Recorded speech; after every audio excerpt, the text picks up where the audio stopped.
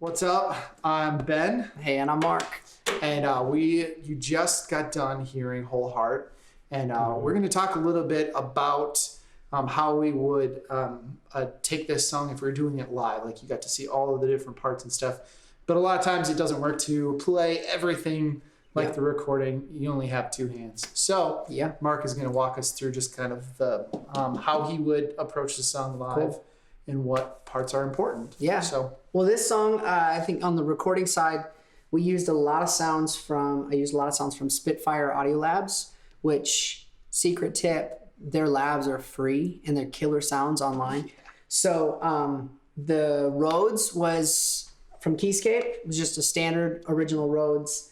But the pad, this pad that we used, this was all Spitfire. It's just a stock patch, you know. Feels great. The piano is the same thing. It's just this super soft piano.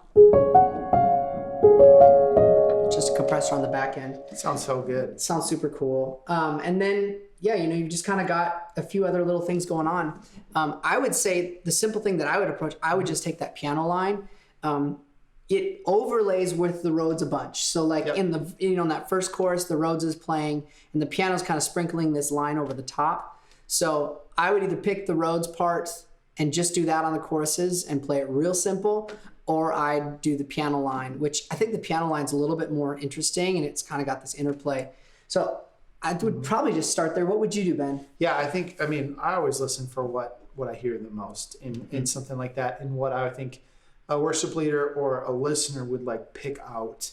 And that's the part that I usually play, and that's usually the part that a worship leader would want me to play. And so I try to figure out what that is, and so maybe it is the Rhodes or maybe it is the piano, and that's just kind of for your ear to decide and figure out. But just grab the main thing and play that main thing well.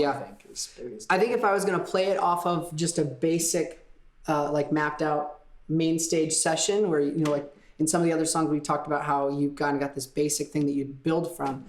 If I was going to just play off of that, I probably would just go with the Rhodes part. If I wanted to do a little more of a customized signature sound, I would build it out, use these sounds, and I would play the piano part.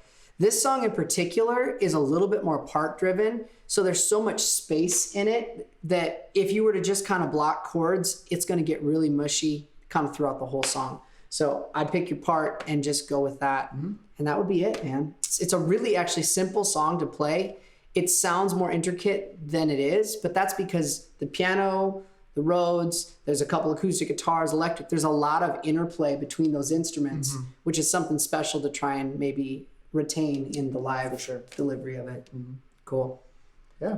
And don't feel afraid to leave stuff in the tracks too. That's good. You cover the stuff that you hear and everything like that, but when there's going to be little things and nuances in there that just sound great the way they're recorded, and it's cool to just grab a part and then leave other stuff in the tracks. Even like on that, we talk about the piano part, there's this super airy piano thing in the verses. Right, it's right here.